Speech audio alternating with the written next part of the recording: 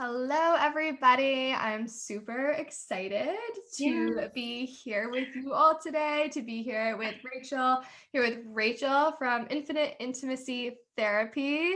I'm super excited to dive into this conversation today. Rachel and I Yes. connected at a retreat last year, right?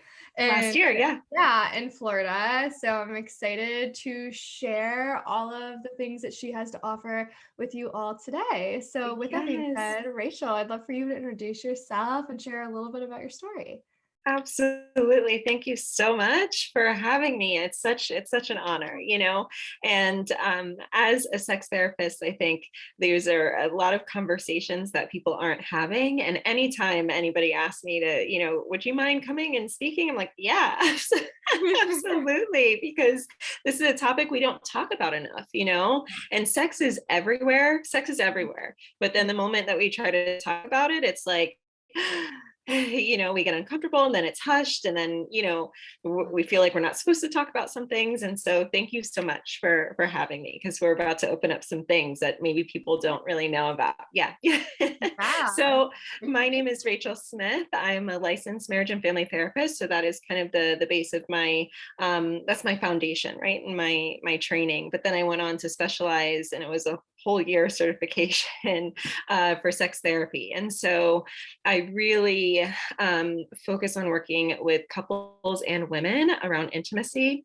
And the thing is that when we hear the word intimacy, I think we equate it with, in our society, we hear intimacy equals sex and sex equals intercourse, right? When the reality is sex is way more than intercourse and intimacy is way more than sex. And so for me, it's all about the connection and the connection that we have not only with our partners, but with ourselves. And so when we don't have a really strong relationship with ourselves, a positive, loving, affirming relationship with ourselves, then we're probably not going to experience that in our partnerships as well. So how I got started, I don't know. It's a whole it's a whole thing. But really, during my undergrad years, I studied psychology, and I was a volunteer at a clinic for sexually abused children.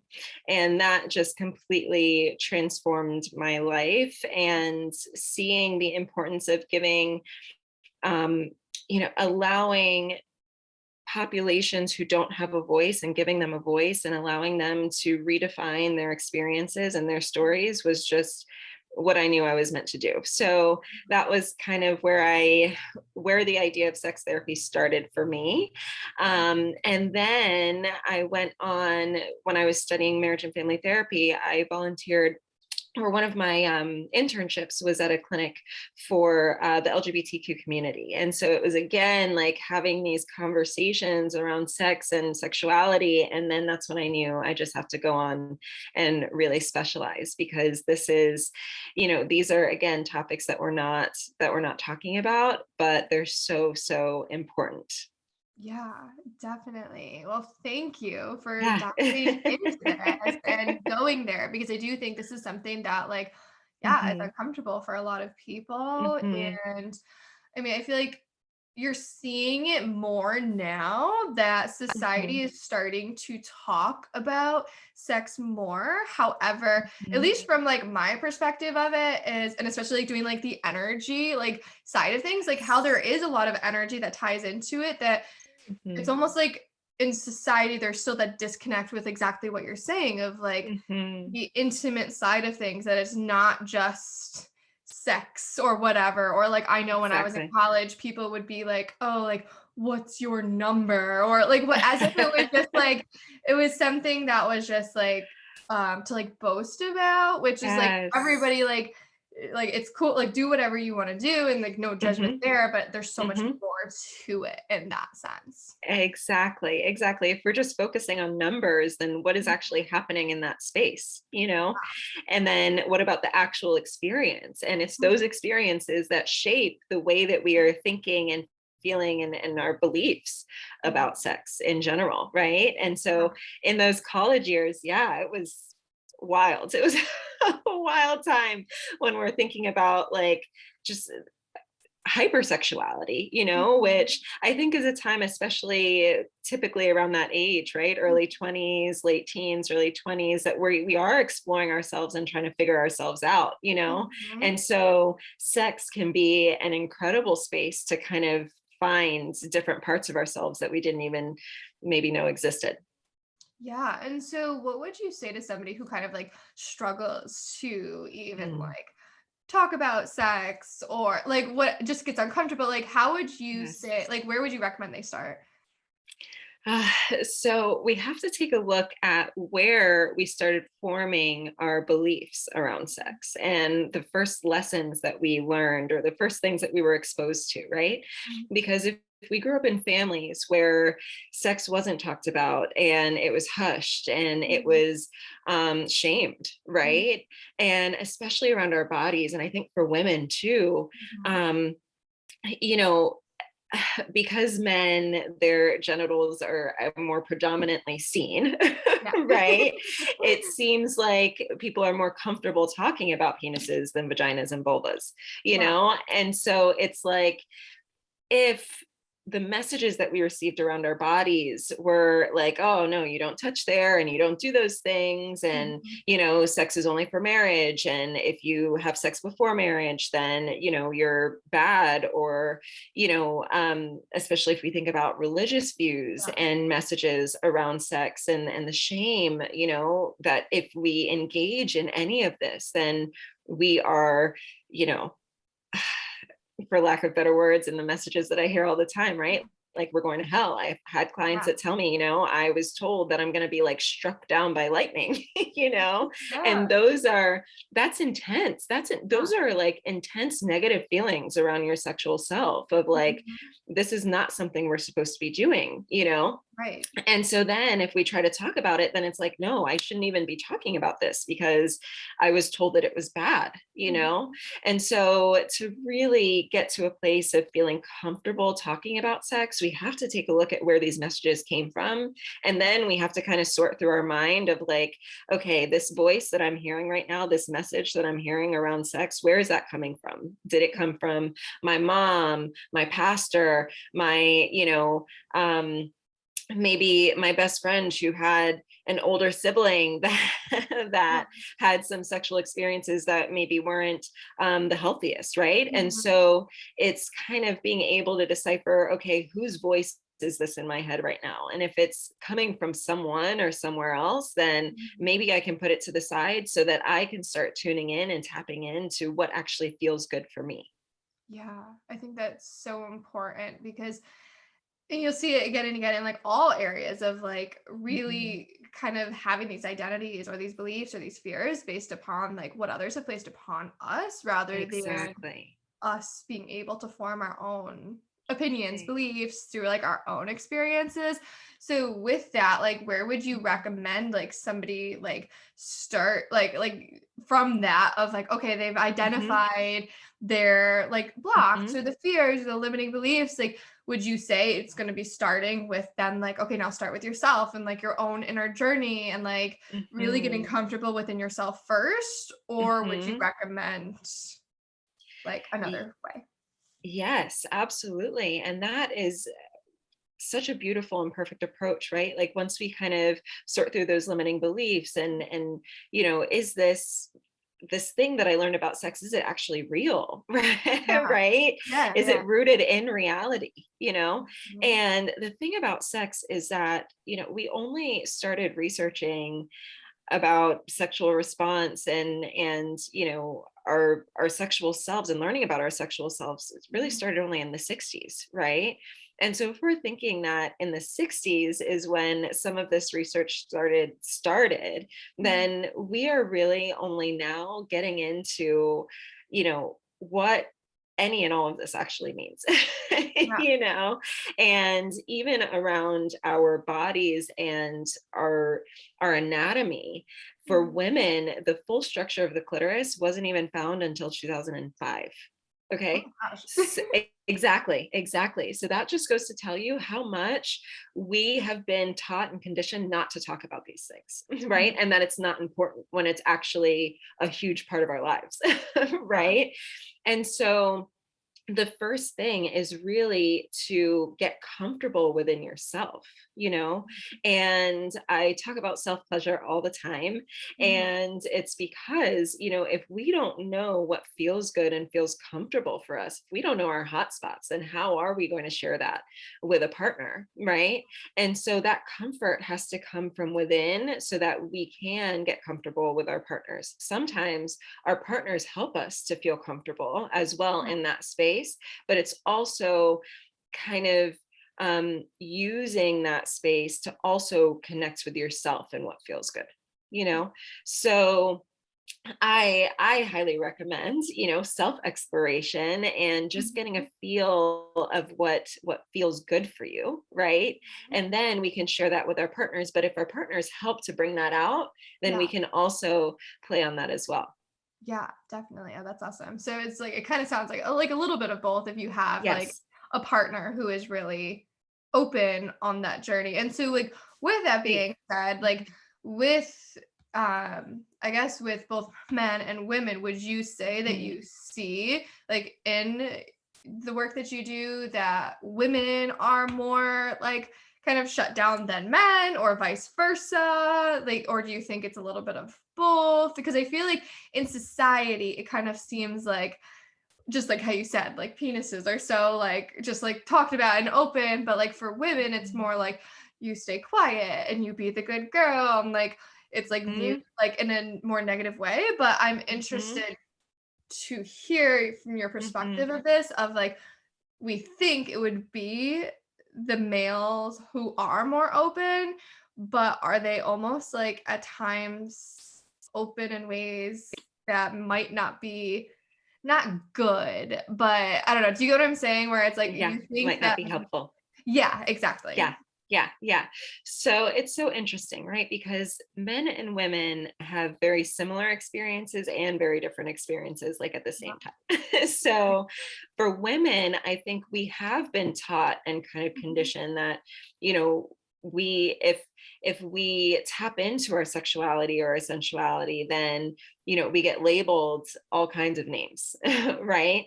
And if men engage in the same type of behavior, right, and they're a little bit more free with their sexual selves, Mhm. that seems to be celebrated a little bit more than when women do, right? Mhm. And so I have found that it can be a little bit more difficult for women to tap into this side of themselves because of Mhm. these messages that we were that have been reinforced, through again culture, society, religion, right? Right. And so, but then what happens is that if all the responsibility is put on the man, Right. right, then men also start to experience pressures around their sexual self, right? Mhm. And so it's like, this pressure and these expectations of performance, right? And I'm supposed to perform a certain way, and I'm the one responsible for giving my partner an orgasm, right? Mhm. Then that can shut men down very quickly and very easily, right? When it's like pressure shuts us. I mean, if you think about the energy around that, right? Yeah. Like pressure, I you mean, it know, closes you up. it closes you up, right? And Yeah. so if we're closed up, then how are we going to be open to connection? Yeah. Right.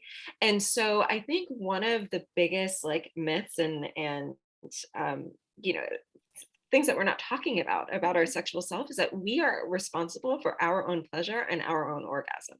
We Mm. are. Yeah, I Right. And mhm. so when we start putting that responsibility and those expectations on our partner, then we are creating this unnecessary pressure around the sexual experience. Right. And so that's why, as I was saying, getting comfortable with yourself and knowing what feels good for you and Mhm. maybe what positions or how I need to move my body so that I can access this, so that it's Yeah. not all on the partner. Right.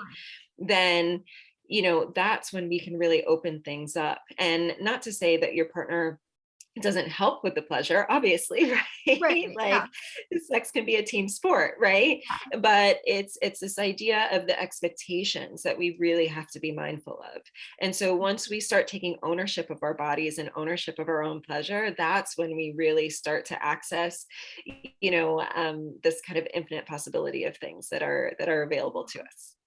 that's awesome. It's so interesting just, like, hearing the different things that Yeah. you're sharing because so much of it I feel like is going to resonate with their listeners. Like I'm always talking about like being on your healing journey or your spiritual Mhm. journey. Like, yeah, you can have energy healers or intuitives or people that you're going to for support, but at the end of the Mhm. day, it's on you. Like it's up to Mhm. you. Like you're the Exactly. one that's in control of your experience. And what you put in is essentially what you're gonna like take away from it or get out of it. So it's really Exactly. interesting how there's so many Yes. like correlations. Parallels. Yeah, Yeah. parallels. Yeah. Yeah, For sure. which is really Absolutely. interesting. And I feel like it opens up one of the questions that somebody Mhm. had submitted where she was talking about how correlated is her emotional state to her Mhm. capacity to have orgasm. So then there's another question Mhm. also that kind of like bounces off of that. But Yes. how would you say that connects? Okay, so our emotional state has a huge influence on our experience, our sexual experience, and our Mhm. experience of pleasure, right? And so, pleasure is the measure of sexual satisfaction. And that's a quote from Emily Nagoski, who is an incredible sex educator. She has an amazing book called Come As You Are. And so you were saying, where do we Yeah, start? For yeah. women, that is an Mhm. incredible, every woman should read this book, Come As You Are by Emily I've heard it. Nagoski. And she talks about how pleasure is the measure of sexual satisfaction, right? But Mhm. what she also, and what she's done is she's taken the breadth of research that's been done over the last several couple decades, Mhm. and she's put it into this really amazing text. And so what we need to understand is that our sexual response, we actually have a combination of brakes and accelerators. So brakes turn offs, right? And accelerators turn ons. Yeah. And we call this the dual control model of sexual response, right? So dual Yeah. meaning two. But the thing is that these brakes and accelerators work simultaneously at the same time, right? And so the idea is that if there's too many things that are flooding our brake line, then it doesn't matter how hard we're pushing the accelerator, we're just not going to get anywhere, right? Mhm. And there's so many things that hit that brake line. And so our brakes, it can be our emotional state, Yeah. right? If we're feeling depressed or anxious or frustrated or tension, right? Mhm. It can be the state of our relationship, Mhm. right? And so if we have trouble trusting our partner, if there's been, signs of betrayal or things like that, or we just don't feel safe and comfortable, we don't feel heard, we don't feel loved, we don't feel accepted, right? And we don't feel affection from our partners. It can be our partner's personality themselves, Yeah, right? definitely. It can be our environment. It can be so many different things, the way that we feel about ourselves and our bodies, right? If we don't feel Mhm. good about the way that we look, if I don't feel comfortable in the skin that I'm in, then why would I let anybody else in, right? Yeah. And so when we talk about our emotional state, it has a huge correlation to our ability to achieve orgasm, because if we're not able to be fully present and kind of embodying this moment, right, Mhm. then, I mean, and we may even have an orgasm and we might miss it, right? Is really what comes down to it. If we're not in the right headspace, if we're Mhm. not fully, as I'm saying, present in the moment and really being able to access the pleasure that's available to us, then, Mhm. an orgasm will probably be really, really hard to achieve. Yeah, okay. And would you say this is why I feel like especially with women, you'll hear women like at times struggling to even like have an orgasm. Would this play into that or would it be like unboxing a lot of Yes. different things once again? Yes. Yeah. Yes. And so our mental emotional state is a Mhm. huge component, right? Mhm. And also our physiology. And, if we're talking about traditional heterosexual relationships, right? Mhm. A lot of men don't even know where the clitoris is. And a lot of women don't even know that that is the main pleasure center, right? Mhm. And so the clitoris is the only sexual organ that's not meant for reproduction. It's purely there for our pleasure. It has 8 to Mhm. 9,000 nerve endings that literally is made for us to experience, ecstasy, right? Mhm. And but if we don't know, that it's there, or that we need to access it and really tap into that space, right, then we might not be able to experience orgasm, right? Right. And the reality is that only about, and it depends on what research study you show, but on Mhm. average, what the studies show is that only about 20% of women are able to achieve orgasm via intercourse alone. Wow. That means the Yeah. majority of women, so 80% plus of Mhm. women, are only able to achieve orgasm via clitoral stimulation. And Mhm. so, and that can also be during intercourse, right? Yeah. And so, even the women that are achieving orgasm through intercourse, we still consider it a clitoral orgasm because of the way that the clitoris actually wraps around the entire vaginal canal. And it also has to do with something we call a rule of thumb. So the distance between like like the tip of your finger and like the crease, right? It's Mhm. if your clitoris has a closer proximity to your vaginal opening, Mhm. then those are the women who are able to achieve, more likely to achieve orgasm through intercourse because of that close proximity, right? And so Interesting. that's why certain positions and certain things are really helpful, right? Because it's all about how are we accessing our main point of pleasure.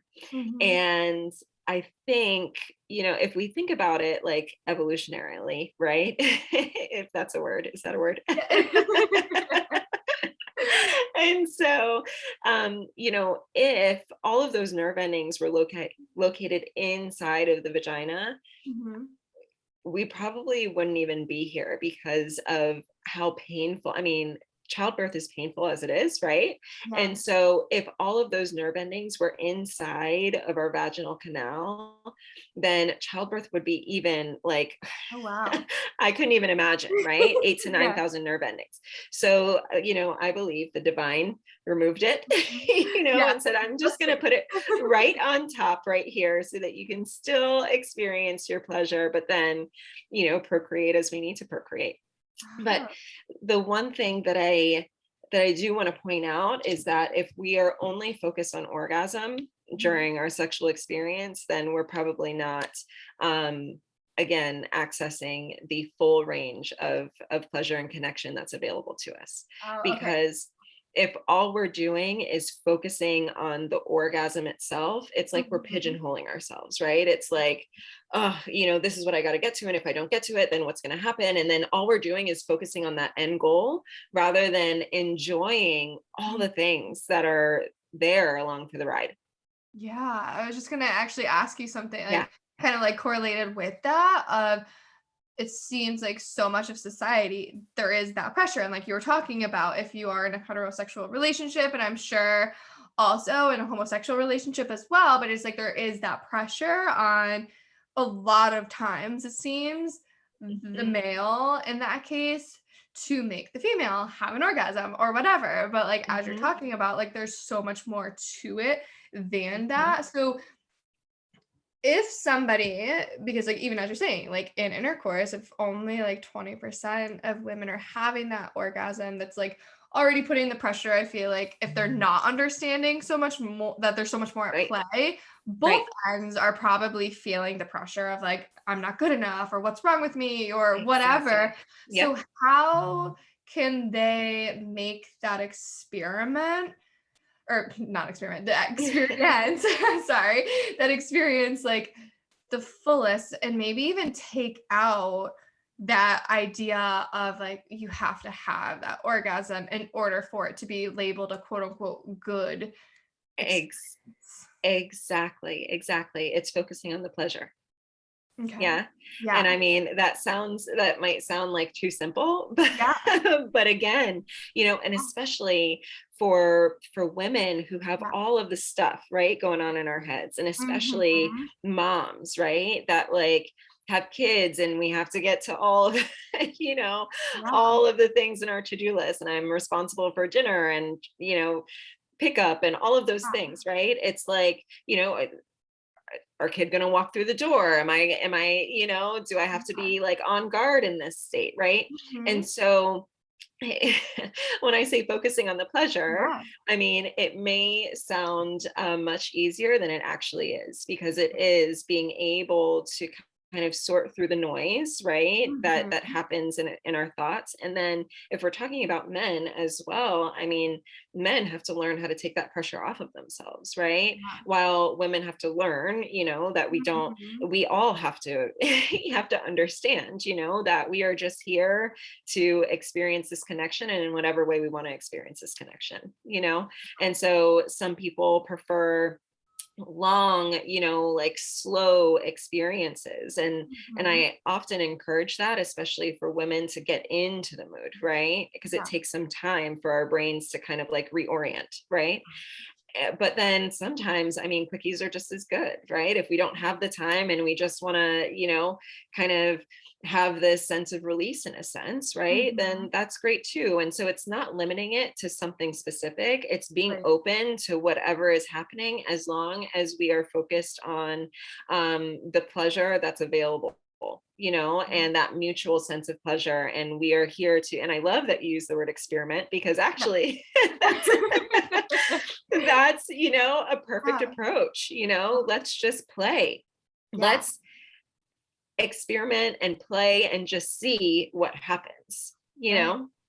Well, I love that, and I think that's so important because there is, I think, such a pressure of like it has to be done Mhm. like this, or we have to. Where if like you're just opening up to whatever happens, and Yes. especially it's like I feel like so many people even struggle with knowing, for instance, what gives them that Pleasure. pleasure. Yeah, Exactly. Exactly. Yep. And that's why that self exploration is so important.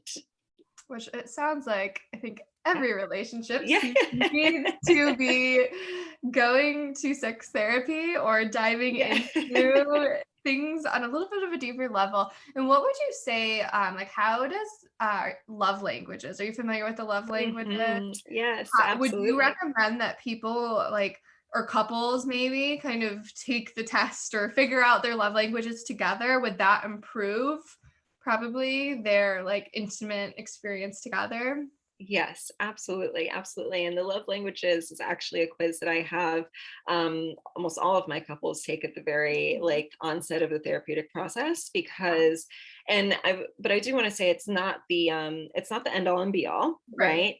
right? But it does give us so much insight Mhm. into into our partner's needs. Mhm. Right. And if we are not aware of our partner's needs, Yeah. then that's when, if we're only focused on our own needs, especially if we're in a partnership, Yeah. right?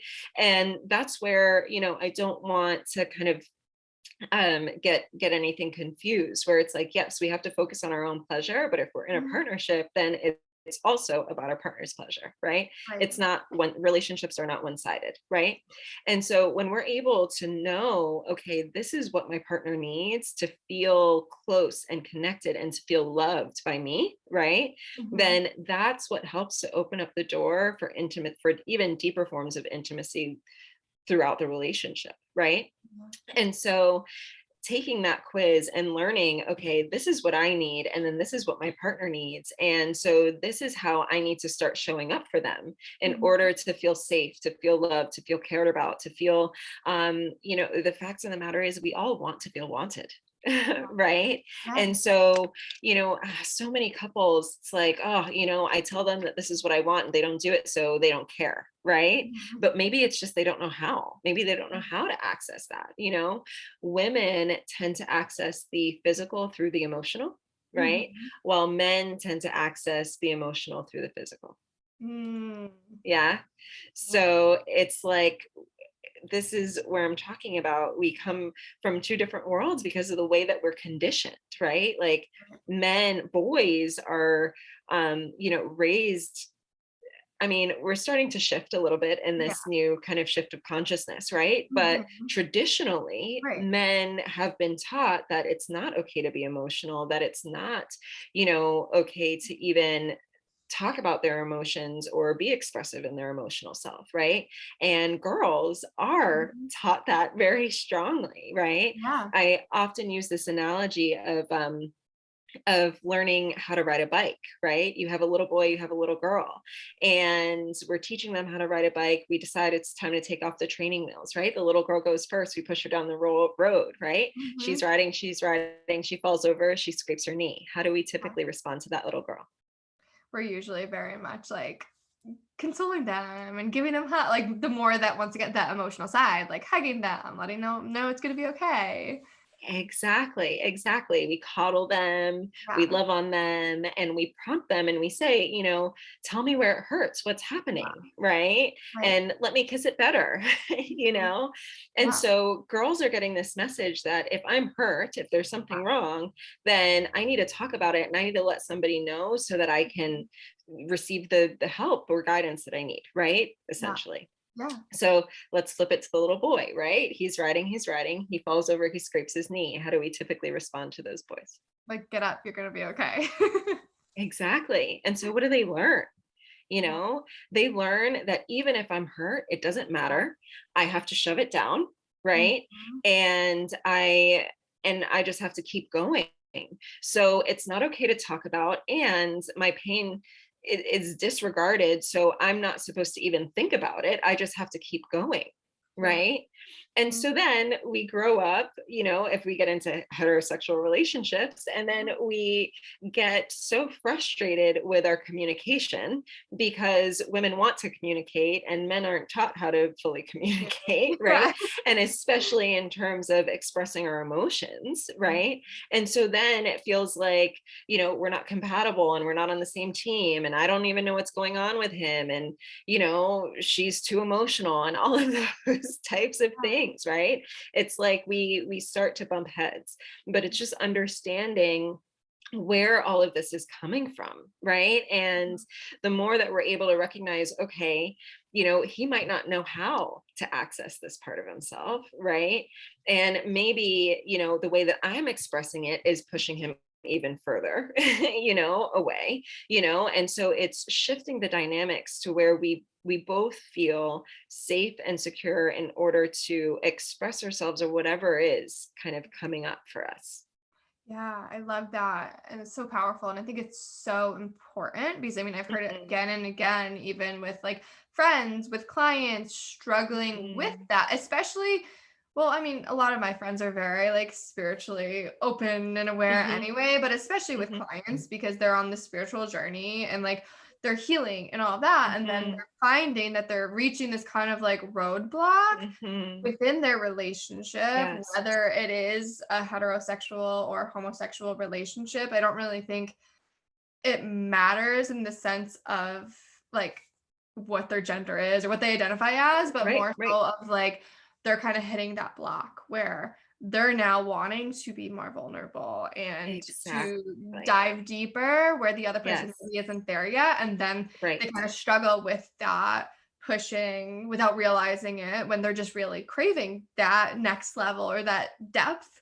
And this Yes. kind of correlates with a question or goes off of a question that somebody had Mhm, submitted of mhm, how do you help open up a mm, masculine man to receiving love and mhm, feeling his emotions? Because, and I know that with some of my clients, they've openly like said that if they're really struggling in their relationship because like they know that the partner loves them, but mhm, they're not receiving it in a way that makes them feel mhm, safe. mhm. Yes, absolutely, absolutely. And so, it's so tough, right? Because when we're thinking about how deeply ingrained, Mhm. these messages and this conditioning is, right? Yeah.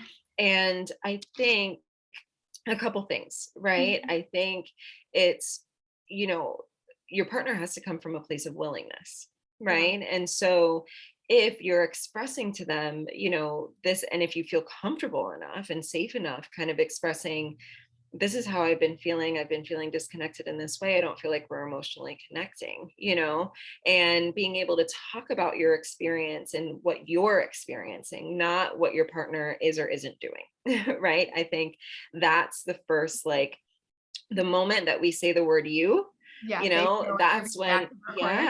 yeah, that's Yeah. we start getting defensive, right? Mhm. And so it's coming from an I space. So this is what I've been feeling, this is what I've been experiencing when this happens, not Mhm. when you do or don't do, right? When this happens, right? This Yeah. is how I'm feeling, right? And so if we're able to um be able to come from that I space, right? And then that helps our partner be able to kind of hear us a little bit more, Yeah. right? And then if they are open and receptive and then willing to go on Mhm. this journey with you, then they also need their own guidance and support.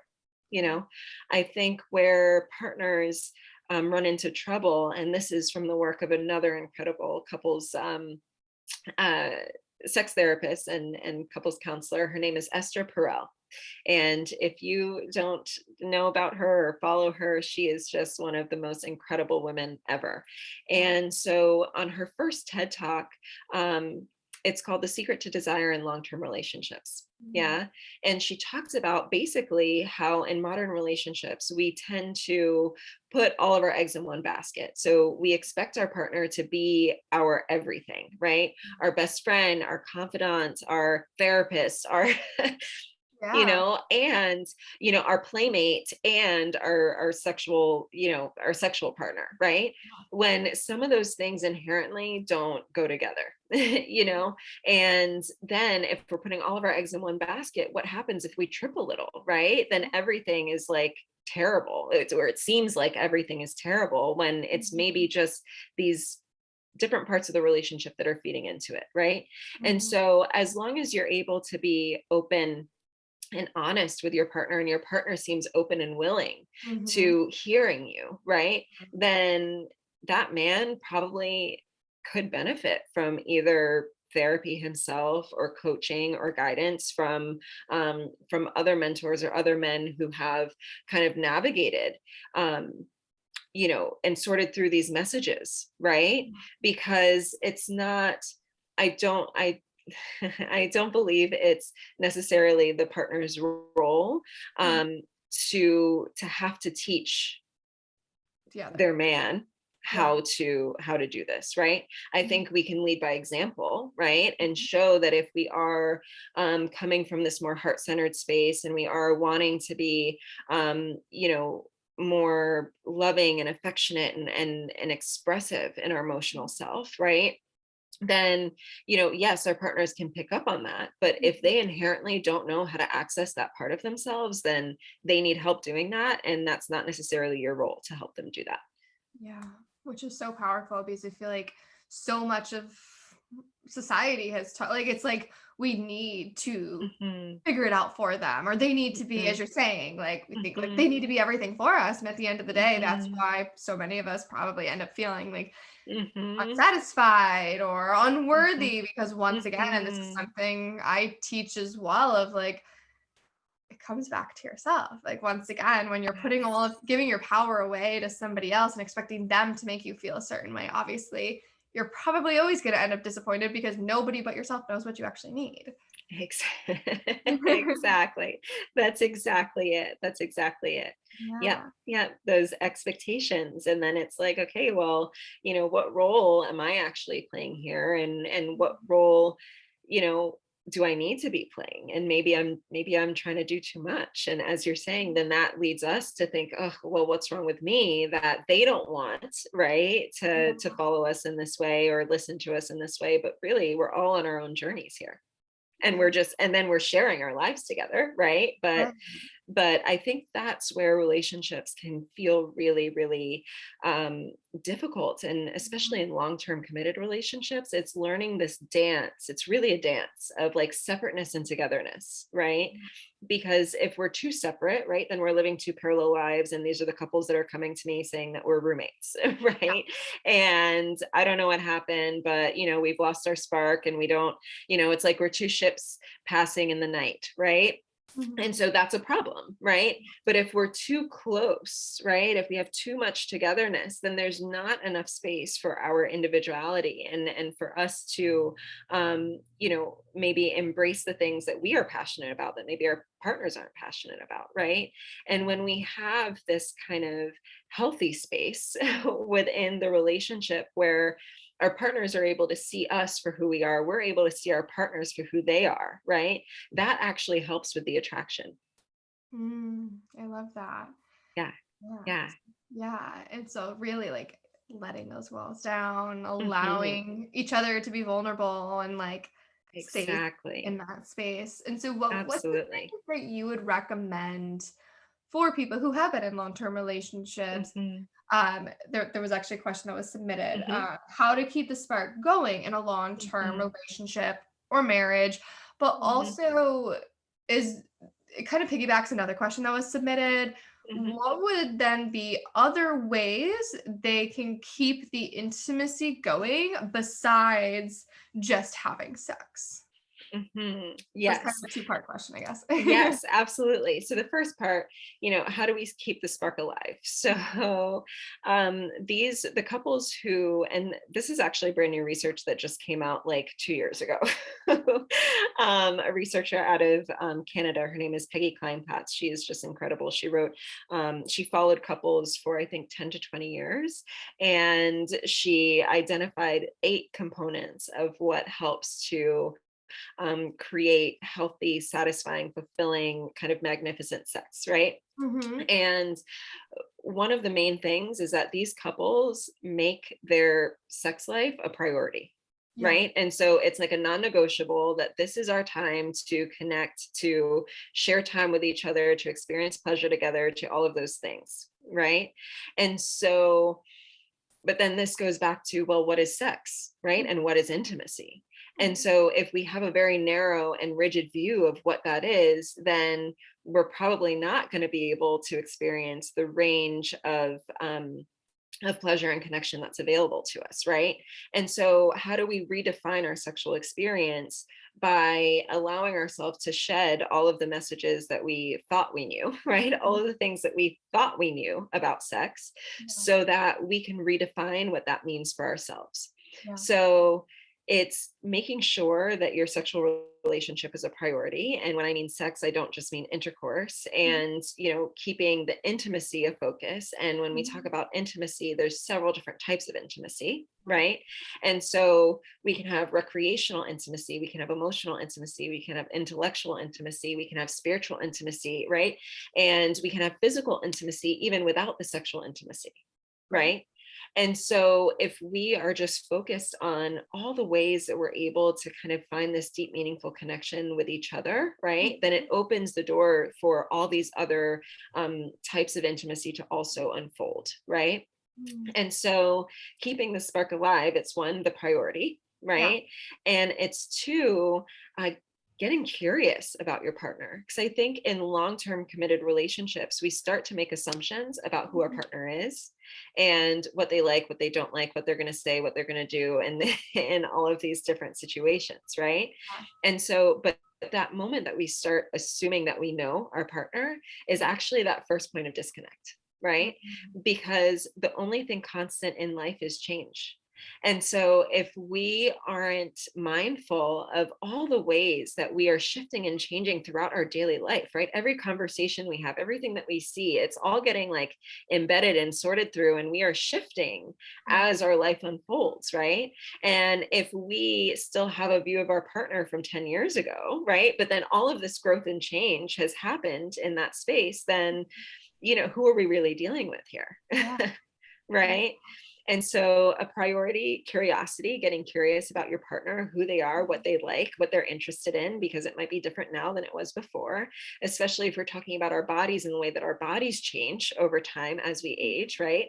Moms, pregnancy completely shifts and transforms the body, right? And Mhm. so, for a lot of moms, the things that they found pleasurable and exciting before pregnancy might be very different than after pregnancy, right? So getting curious, and Mhm. then some creativity, and just having fun and playing around. And as you were saying before, experimenting. I think that's, I think it's so important, right? Like we're Mhm. here to explore and explore each other and explore our experiences. So maybe we can maybe research some things or look up some things, or, maybe this is where porn can also be healthy in a sense of like, let me Mhm. try to get some ideas, but I understand that porn is not rooted in reality, right? And Right. so, but maybe let's see, this wild position here. Let's try to create this wild position, but not get upset at ourselves for not being able to accomplish it because we're just Yeah. having fun, Right. right? And so I think keeping the spark alive, I think it's those three things: priority, curiosity, creativity are Mhm. so important. Um, and then I think there's a question about toys, right? Is that the one that you were referring to? Or was there another? It was, well, we can go into that one too, because that was a really good Okay. question. I think the other part was just more so of like how to keep it, I guess, exciting without having sex, or like if there's Oh, other ways that they can yes. be going about it as Yes. a couple. Yes, absolutely. So I also talk about different gears or different levels of touch, Yeah, right? And so this is from another researcher.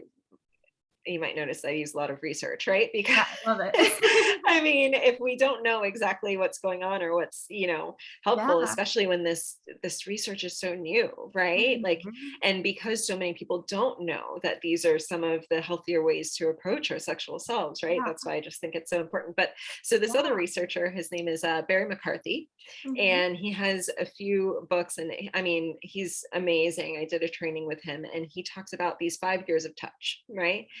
And so we often start off with affectionate touch, right? Which we consider like non sexual, right? Mhm. And so that's the hugging, maybe the kissing, some of the things that we can do like in public that we won't get in Right. trouble for, right? Yeah. And then we actually start this kind of revving up process, right? We start to kind of rev ourselves up in terms of our sexual arousal, right? Mhm. The problem that a lot of couples experience is that they go straight from affectionate touch into intercourse when there's more ranges of touch in between, right? And so if we start this rev up process, it's like affectionate touch and then it gets into sensual touch, right? And then how are we, feeling and exploring our senses in these moments, right? Then we get into playful touch. And though, so playful touch, some of the examples I use is like, your partner is sitting on the couch and you just go over and give them a quick motorboat, right? Like, Right. I mean, that's not intercourse, right? But that is Yeah, absolutely sexual, right? right. And Yeah. then let's say, your husband goes to take a shower and he gets out the shower and gives you a helicopter dance, right? Like Mhm. that's not intercourse, but it's Yeah, sexual, right? And right. so that's keeping, and when I talk about sexual energy, right? How do we keep the sexual energy alive? And it's through things like that where it's like, Mhm. okay, I'm washing dishes and, I get maybe a kiss on the neck or maybe a tap on the bump, you know what Yeah, I'm saying? it's like the And so little it's things. it's those little things that we can like tune into, right? Yeah. And with technology and maybe sending little playful text messages throughout the day and those types of things, right?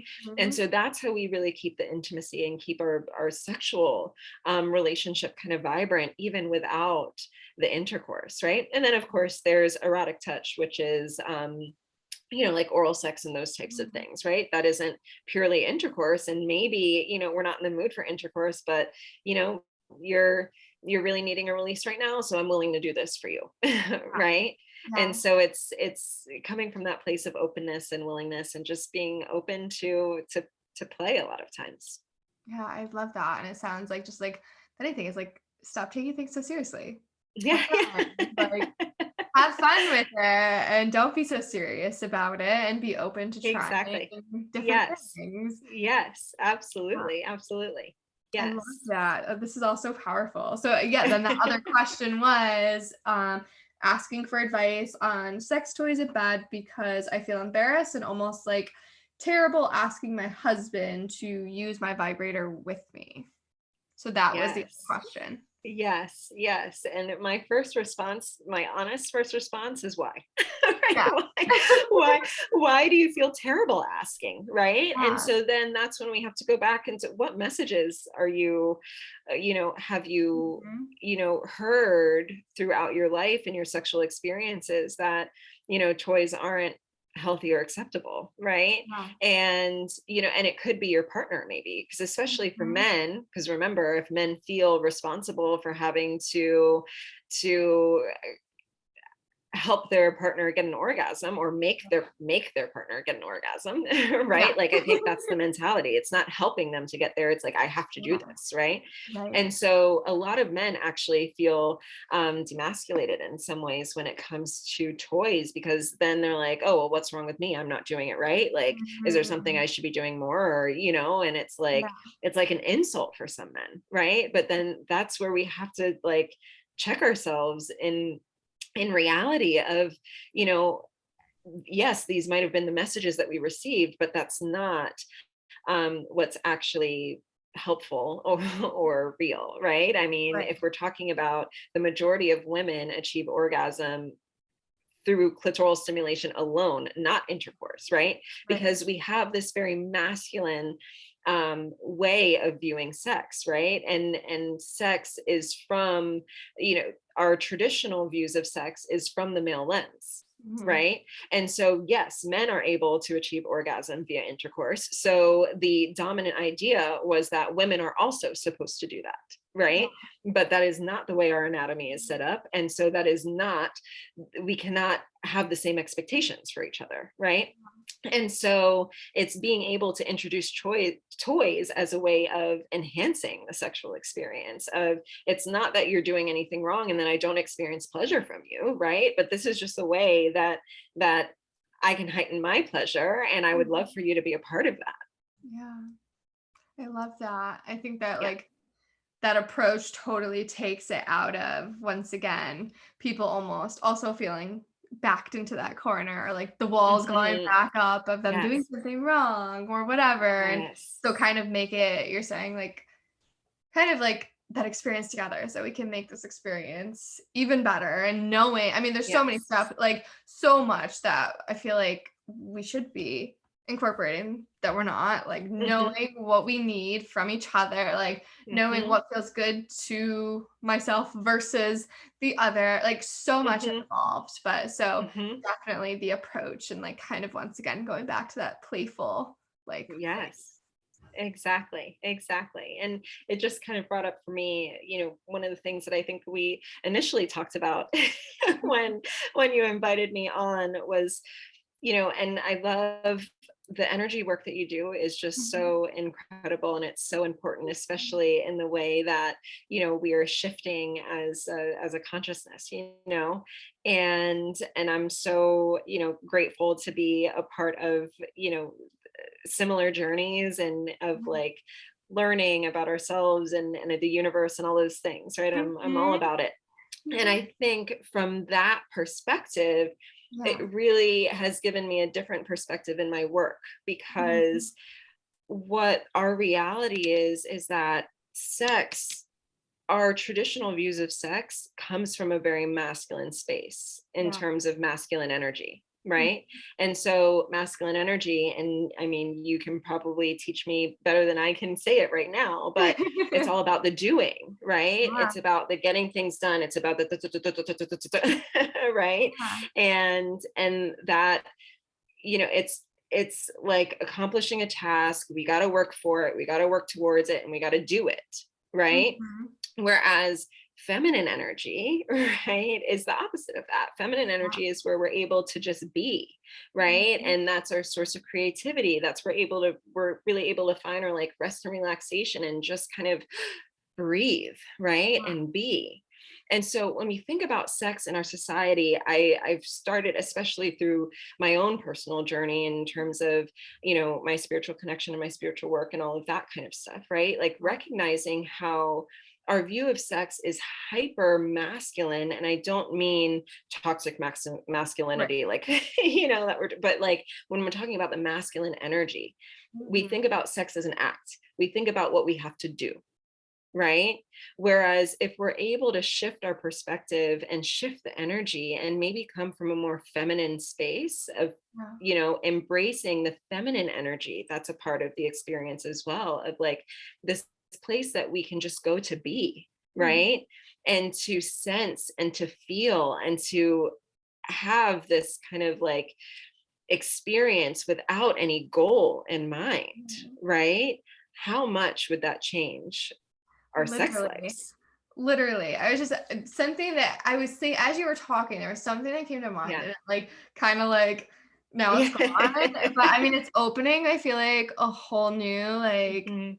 can of worms in that sense of like Mhm. so much that can be like unpacked as you are Mhm. diving deeper into this journey, whether you're on a solo journey or you Mhm. are on a partnership journey, like so Yes. much that can come from it. And really, like, because of course, like actually acting is the masculine.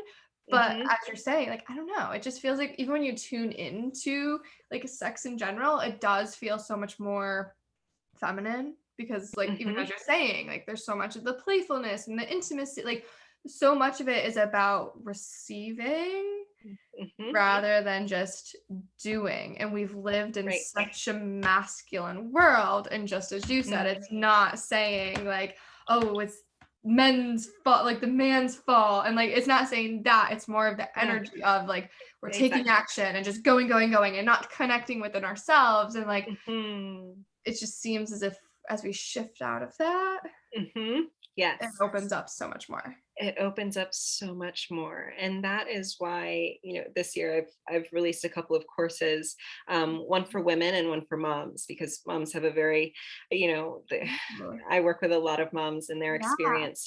It's tough. It's a tough transition into motherhood, right? And this disconnects from ourselves, right? And Mhm. women in general, and the messages that we receive. And so, um, the courses, it's all about sensuality and tapping into our sensual self, Yeah. right?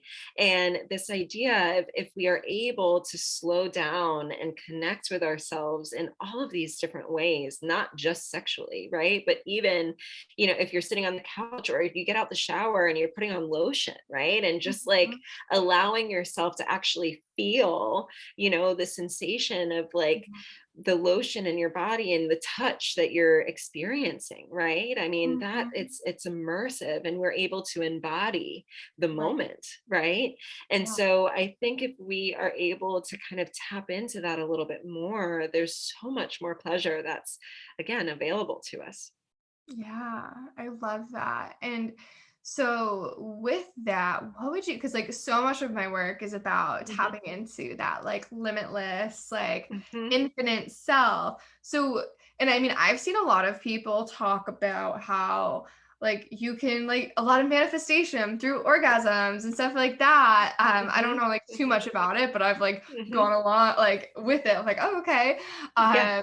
Um, but what would you say, like, how can people use sex, whether it is on their own journey or with a partner, to Hmm. really start to embody or become like, when I say highest version of them, like oneself, I Yeah. really mean like becoming your true self. Like, it's not something outside Hmm. of you. It's like Right. that part of you that you are, you've always been, but maybe you haven't been because of Yes. the labels and what we're told growing Yes. up and the limiting belief, like all of that. So what is something that you would Absolutely. say? Ah, oh my goodness. And that's so perfect, right? Because from my perspective, and yes, maybe I'm a little biased because of the work that I do, right? Yeah. But I feel like our sexual self, our sensual self is really our seat of power, Mhm. right? It opens up so many doors within us, because it's, Yeah. once we're able to really accept and own our bodies and what we can do with our bodies, and we own that for ourselves, and we don't have these expectations of other people to access that for us. Like, we are able to tap in, and we are able, and I mean, if we're talking about this, the chakras, right, the sacral Mhm. chakra is is our point of creation, Yeah. right, and that's our sexual space. And so if we're able to tap into that space and just the vibrancy that's available, and the, Mhm. and I think it is limitless, because then nobody can tell you anything. Right?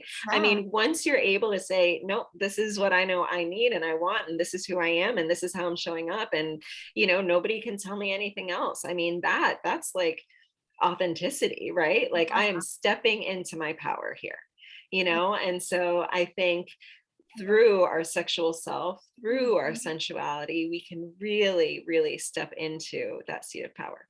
Yeah, and I love that because like it does like everything I feel like you're talking about like Hmm. sensuality, sexuality, it really is like a direct connection with everything spiritual. And Mhm. in order to really be that truest self, you also need to be comfortable in your sexuality, in your Yeah. sensuality, and vice Yeah. versa. Like, I feel like Exactly. there's so much of that connection, and Yeah.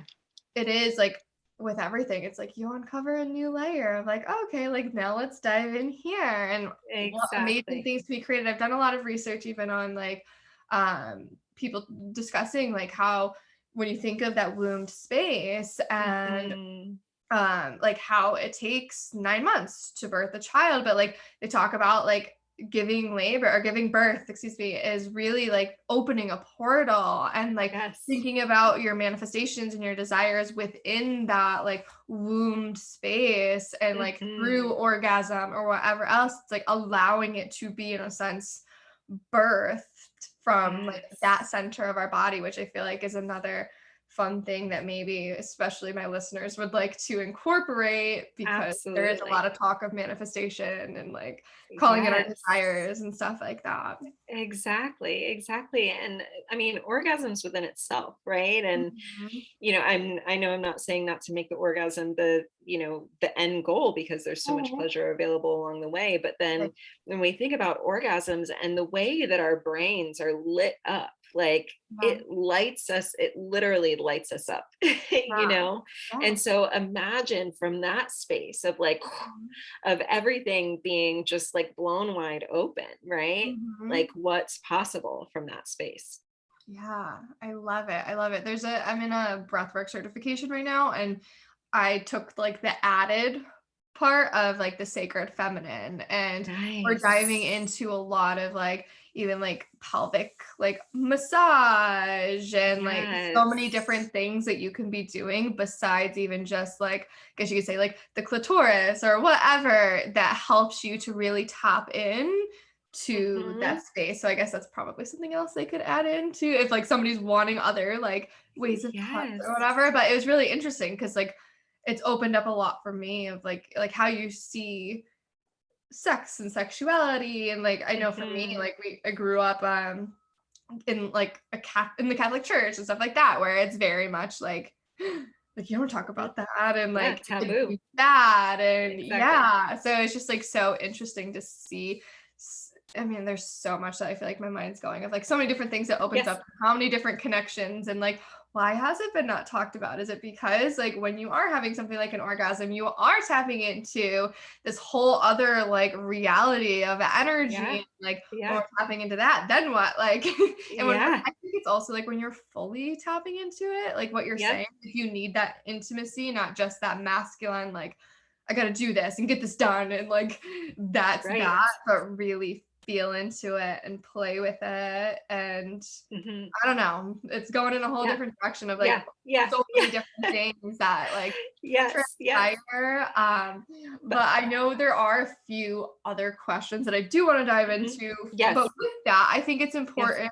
One question that I do have that I know a lot of listeners probably would like be interested about. I'm not a mother, but Mhm. I know a lot of my listeners are. What would Mhm. you say? So with that, of like going off of that, of like I grew up in the Catholic Church, and even if it wasn't my parents talking about it, like I mean, it Mhm. was just, I think, a very norm thing. Like, you Yes. don't talk about this, that's bad, is really Exactly. what it was like perceived as. Mhm. And as we're talking about, if it can really help you tap into all of these other things, your emotional self, your spiritual self, like your physical, like all of it, what Mhm. would you recommend for parents um, to help their children like understand or not close down to it? Because I feel like Mm. just like with that saying of when you overprotect your child throughout Yes. school, then they go to college, they like then overdo everything. You're So absolutely I'm right. sure Yeah. it's like that fine like quote unquote balance. Right, But right, what right. would Yes. you recommend for parents? Yes. And so one, it's talking about it's helping your child talk about their bodies, Mhm. right? In an age appropriate way because um we want to make sure that we're not having, too many conversations too early, right? Like we have Right. to be mindful of your child's um you know stage of life, right? But I think the more that we're able to even help them identify their bodies and and what our parts are actually called, Yeah. because so many women don't even recognize that everything. I mean, we refer to our lady parts as our vagina, right? But most of the time you're not talking about your vagina, you're talking about your vulva, Yeah. right? And so our vulva is everything that we can see. Our Mhm. vagina is actually our vaginal canal. And Oh. so, exactly, yes. And so once we actually start, naming our Mhm. bodies for what they are, right? The actual name of them, right? Not just or wee wee or pee pee or it's like it's a penis and a vulva, right? And then, talking to them about, making sure that they recognize that they are the owner of their bodies, right? And if anybody, um, touches them inappropriately or all of those things, like opening up that space of being able to come to you, right? Because I think, um, sexual trauma is way more prevalent than most people like to admit, right? And I think too is that we don't like viewing children as sexual beings. It's just, it seems like a very weird or unacceptable space to be Yeah. in, right? When we are inherently sexual beings, and that's why Mhm. if you see some kids or some girls in the playground, right, and maybe they're Yeah. rocking and they're rocking, right, they're rocking because it feels good. They're not thinking of it as sex, they're thinking of it Right. as the pleasure, right? Like, and you see boys pull on themselves and because it feels good, right? And so we can't shame them for the pleasure that they're experiencing. We just have to be able to kind of redirect them and let them know, like, I see, that you found this spot right here, and it might feel really good, but we want to keep that in the privacy of our bedrooms or your bathroom, or it's when kids are accessing that pleasure and finding that pleasure, and then for an adult to say no, Yeah. that's not good, you're not supposed to touch there, you're not supposed to do that, right? Like the association that we build around our bodies and around pleasure, and that we think that it's not okay, right? And so being able to redirect them and say, I see you found this, right? And yeah, it might feel really good, but we don't do that in public, right? Right. like let's keep it to your bedroom or your bathroom, or and Yeah. as they get older, right, then you can, I mean, everybody has their own values of what they Right. believe, and you can instill, you can still instill the messages of Mhm. what you find valuable, but it's understanding that your little person is growing to be their own person, right? And so we can only protect them so much. And I think you're Mhm. absolutely right. I think it's the parents that tend to overprotect their child. It's like we're inherently curious beings, right? Like if you tell me Yep. no, I'm going to want to know why. Yeah. And especially when there's so much sex around and we see sex everywhere, right? And Right. so if we are silencing the conversation in the home, then the child is only forced to find information outside of the home. And that information might not be the healthiest and best information for them. Right. So, do you want to be that point where they can come to you and you can have these open conversations, right? But it's making sure that you're really educating yourself as well, right? Or do you want them to go out and experiment and maybe get themselves in some trouble, right? I mean, Yeah. that's the reality. That, I mean, even if it's not physically but mentally, emotionally, what happens, right, when we're sharing ourselves with other people in this way at an age where they're maybe not able to fully understand, right? And so it's being able to open up these conversations in an age appropriate way without shame. I think shame Mhm. is the biggest thing that keeps us from accessing our sexual self. And so it's being able to have open and honest conversations, and even if it's uncomfortable, recognize that it's important, you Yeah. know. Yeah. I love that. And I feel like it's definitely going to shift a lot for a lot of my listeners. And I'm just so thankful for Yeah. everything that you're sharing because it really is going to change the Hmm. game for like all Yes, of society because it really exactly. is like a normal thing that people just are embarrassed to talk about or don't want to talk about. And then if they're embarrassed to talk about it, it's like, well, how is that going to affect than your like sex life or your relationship Exactly. or whatever, if there is that level of shame. And I mean, and that's where some of it was going earlier too. I was like, all right, well, when you think about that, like you were talking about the sacral chakra of like even just like that holds a lot of past life wounds and like Yes. there's so much. I mean, if you're diving into like the spiritual side of it with Hmm. that and like for children to maybe even start to work on healing sides of things before even diving Yes. deeper. Like there, I mean, there's just so much you can Yes. So much. dive into There's so and go much. into, Yes. but Yes. it's like very beautiful how you worded that all and shared it all with, especially for children, because for Yes. parents talking with their Thank you. children, because it is, I mean, I've seen it again and again too, of people saying like, oh, like not my child, or I don't even want to think about that. But it's like exactly that of, well, do you want them Yeah. to learn somewhere else? Or sometimes it's almost like learning the quote unquote hard way because they weren't given the proper Hmm. Yeah. Yeah. information or advice or guidance, whatever it may be. Absolutely. And and that's also part of my story of how I got into this work, right? I Mhm. mean, I grew up in an island family that, Mhm. we don't talk about it yet in the music and the and all the things, it's very prevalent. And Yeah. so, I'm in high school and all of, my friends and my peers are seemingly engaging in these activities and I'm like, I don't understand, what's happening and I'm having conversations with them, but it's like the blind leading the blind. And so, you know, and then I got very curious and like I feel like I should know more about this, Yeah. like it's my body and I need to know, what's happening here, right? Mhm. And so that kind of was really piques my interest. And that's probably how I got into that volunteer work that I did in my undergrad, right? Because Yeah. it's like there's just our sexual self is so nuanced and so multifaceted, and there's so many different aspects of it. And then as you're tying in like the spiritual aspect of it as well, it like opens up a whole other realm, right?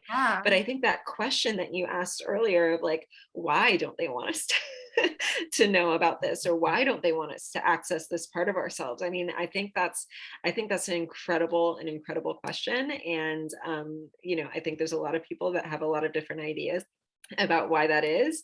But I think for me, when I think about it, it's because I know how much power is available to us from this space. you know Not everybody wants us to access power.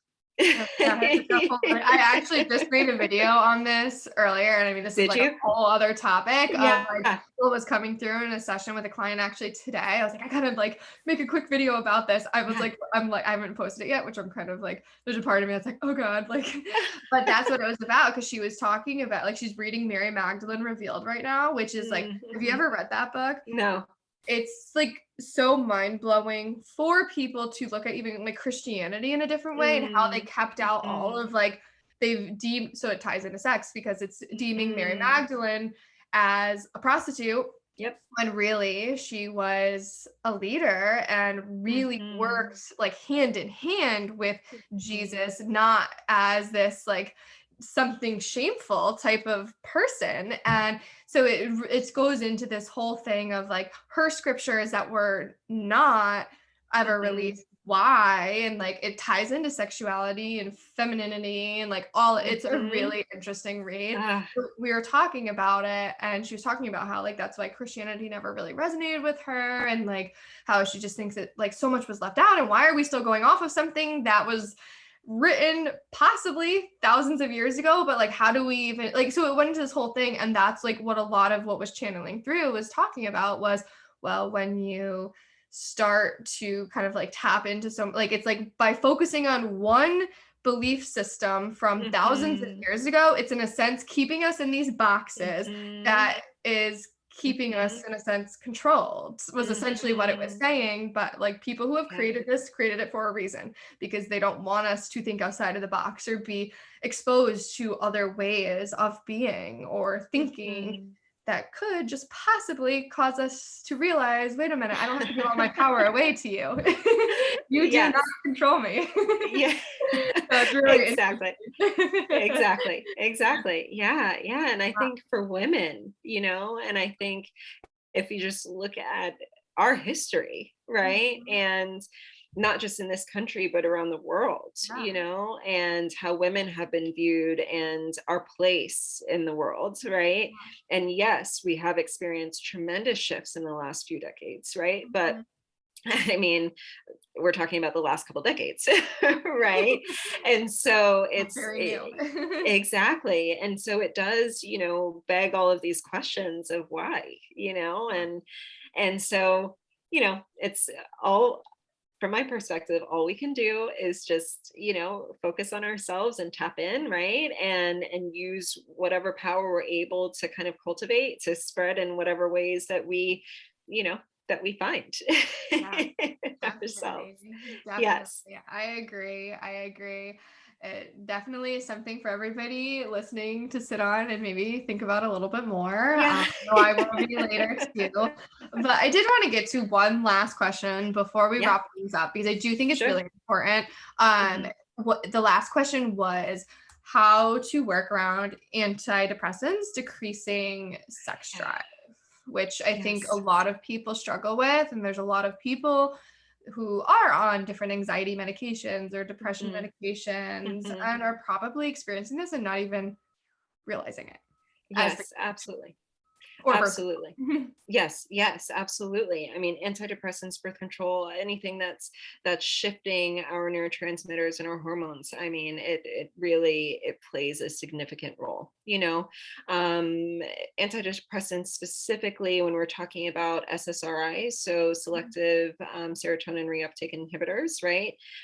Those are the ones that tend to have the most effect. And it's really unfortunate. And this is what I'm saying, that when we're not having conversations around our sexual self and how important our sexual self is and our sexual response and our sexual relationships, when we're not having conversations about how important this is, Mhm. then we can end up in situations where the doctors are telling us, oh, take this for this, but then not even telling us that it has these side effects over here, right?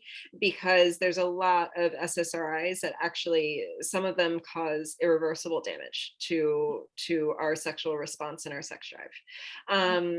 And so that's just something to really kind of keep in mind, right? And so if you're even questioning whether or not you want to go on these medications, it's having conversations with your doctors and asking them up front, what type of effect could this have on me Yeah. in this space, right? And if your sexual relationship is something that's important to you, then you want to make sure that you're taking medications that have proven to have fewer side effects in this space, Mhm. right? Um, and so to work around it, it can be really difficult because we need to understand that desire happens. And when we talk about sex drive, we're talking about our sexual desire, Yeah. right? And so desire happens between the ears, Mhm. arousal, we tend to experience between the legs. Right. Mhm. And so there is in our society, we like to lump the two of them together. Right. And so, but when even though they are connected, they are two distinct processes within our bodies. So desire is our mental emotional wanting of sex. Arousal is our physical physiological response to a sexual Mhm. stimuli. Yeah. So a lot of people that take antidepressants, they can experience one without the other. Mhm. Right. And so they might cognitively say, I want to have sex, but then their bodies aren't responding. And Mhm. then that's even harder to work around, right? Because Yeah. it's like, I want this so badly, but my body just is not responding, right? And so it's that can be incredibly frustrating. And one, maybe shifting your medications and asking for one that has fewer side effects is going to be really important. And two, it's maybe relearning your body in a sense, and there Mhm. might have to be like a reset, Yeah. and kind of a new sense of exploration and kind of senses, uh, tapping into your senses and getting desensitized to kind of some of the effects that have come from that, right? Yeah. um and then let's say that maybe you notice your body responding, Mhm. and so you're getting aroused, but then the mental emotional isn't there, Yeah. right? And so that could be a part of the medication as well, or it could just be your desire style. So we found that there's two distinctly different styles of desire, and Mhm. only one is depicted in our society. And Mhm. so when I say we can have, when it comes to desire and arousal, we can have one without the other and one before the other, right? So one without the other, that indicates a disconnect, right, between the mind and the body. And there's something going on there that we need to really understand, right? Whether it's medications or past traumas, or, you know, or maybe it's performance anxieties, right? So it could be any number of things, right? But when we talk about one before the other, we're actually talking about our desire style. And so when we have desire, the mental emotional wanting of sex first, and then our bodies respond very quickly after, we call that spontaneous desire. Mm. Okay. And that is the one that's typically depicted in our movies and music and media and those types of things. And that Mhm. is considered the standard. However, that's only about half of people. Yeah. Okay. If we don't know that there's another style, then these are the people that find themselves in a space where they think they're broken, right? Because they just don't know that there's another style. Yeah. And this other style is called responsive desire. And Mm. so responsive desire is when we need the physical, physiological arousal first, and then the mental, emotional wanting ends up coming after. Yeah. Mhm. And so these are the people that, when it comes to sex, it needs to come from a place of willingness versus wanting, because you're not, the way that your mind and your body are wired, you're not necessarily going to access the wanting until you're actually in it, right? Mhm. Because we're responding to the moment. Oh, Yeah. yeah. So it's really kind of thinking to yourself, okay, even if I'm not necessarily in the mood, right? Am I still open to connecting with my partner in this way? And then I can see whether or not I get into it Mm. while I'm in it or after the fact, Right. right? Right. So people with spontaneous desire, they're the ones that tend to have sex more so in the forefront of their minds. They're the ones that tend to initiate sex more often because it's just the way they're wired, right? Yeah. So people with responsive desire, these are the people that don't have sex in the forefront of their mind, so they're not initiating sex, but they are the ones that say either during or after sex, wow, I don't know why I Yeah. don't want that more often. And you don't know why, because you don't know that there's this other style of desire that you kind of fall into, and that's okay. One is not better than the other. We just have to know, which one we are. And most of the couples that come to me, it's one and one. Yeah. and and we found a high correlation in terms of gender. And so Mhm. men tend to be a little bit more spontaneous, while women Mhm. tend to be a little bit more responsive. And although that's not a hard and fast rule, because I know plenty of Right. women that are spontaneous and I know plenty of men that are responsive. But again, right, what are the messages that we're being told? And Mhm. so we just have to, heighten our awareness around just our bodies and how we're wired, right? And so that way we can kind of learn to work around it. So I know, the question was about antidepressants and medications, but we also have to decipher, is it Yeah. really the medications, or is it maybe a different desire style that we might not know about, right? Yeah. And so it's still allowing yourself to be in these in these moments of Right. connection and seeing what happens. But if your body really isn't responding, then that's when we need to reevaluate. Yeah. Yeah. Wow. I feel like that's huge Yeah. because I don't think most people know Yeah. about Yeah. that at all. And I think that's going to solve a lot of Yeah. the issue, or at A least lot. be able to kind of like check that off the list before then diving. Right. If you are somebody right now that is struggling with that, like at least maybe check with that first. Right. Obviously, see side effects and stuff too, but that could solve everything. Yeah, yeah, it's a lot, and that's why, especially I just started to become visible on social media last year, right? And it was Yeah, I love your because, oh, Instagram. thank you.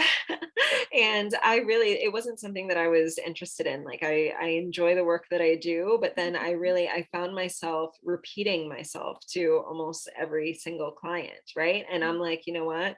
I feel like there's so many of these messages that just need to be heard.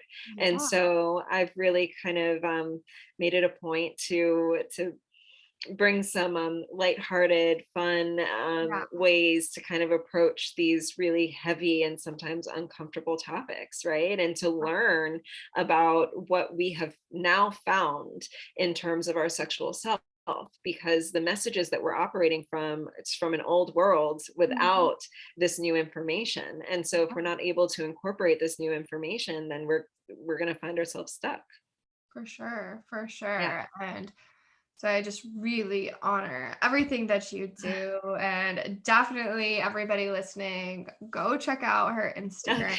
Okay. The links are all in the show notes because really this is so important and it's such powerful stuff. And I also just really like love how you share things in a way that it is like down to earth, or you Oh, thank kind you. of like make fun of it all. And I don't know, it brings a whole new perspective to the topic of sex and intimacy in Yes, general. And I think it opens people up to at least like be able to like let that guard down once again and exactly. dive a little bit deeper and feel safe in that area, like doing Yes. so as well. So Yes. I thank you so much for everything that you're doing and for Thank being you. here today. And I know my listeners are going to want to know how they can work with you, how they can find Yes. you. Yeah. So share, share, share. Is there anything you have going on right now? Yes. So you can find me. My website is Infinite Intimacy Therapy. And so I know that can be a little bit of a tongue twister, but when we're talking about infinite possibilities and really just opening up what is available to us outside of all of the messages that we've been told, and that's kind of how I came to my business. Right, it's Yeah. infiniteintimacytherapy.com, and then Instagram and Facebook, it's also Infinite Intimacy Therapy. And you can find the links in my bio for the courses that I've also released this year. Sensual Women, for women who are looking to not only reconnect with this side of themselves, but maybe like redefine um, all the things that we were taught, and to be able to redefine your own story is just so important, right? And then sensual mamas, for my moms out there who maybe are new moms or moms with young children that are just really feeling beside themselves and a shell of themselves and like so disconnected from the woman that they were prior to motherhood, right? And learning how to incorporate both, right? As a sexual, sensual woman and a mom. I think in our society we don't link the two together when they are inherently the same thing. Yeah. Same thing, So important. you know. And so those are my courses that I have coming out, well, that are released. And then Yeah. I have a couples course that I'll probably be releasing Oh, towards the end of the year. I love And I also have workshops and couples retreats that are coming up as well, that are really exciting. So if you follow me on my platforms, you will know, that. when some of those things are coming out. And again, I'm trying to bring lightness Yeah. to sometimes a very heavy topic. And so I've heard a lot of clients and followers tell me that that reel that you posted, or that that thing that you posted, I forwarded it to my husband, and I and then we actually Yeah. had a conversation about it, and that's Awesome. and that is just incredible, because especially as a licensed marriage and family therapist, it's all about relationships. And then when people are like, oh, so all you do is talk about sex all day, I'm like, There's so that's much more to it. there's so much more to it, right? And Yeah. it's not just about the sex, it's about the relationship Mhm. that you not only have with yourself, but the relationship you have with your partners. And if you can foster and enhance that relationship you have with your partner, then imagine the model that you're being for your children, and then imagine how that shifts the ripples of time, right? And so it's like, even though it seems very surface, I mean, it can be really deep work and really important work, especially when we're thinking about our future generations. For Yeah. sure. For sure. Ah, I love it. And I just love everything that you're doing. And Thank you. thank you. Thank you so much. And thank you for being on the podcast today. I know our Yes. listeners are going to take so much out of it, love it, and definitely will be sharing with their partners, I'm sure. Yes, yes. Thank you. So And thank you thank for having me. you. It's such an honor. Of course. Thank you.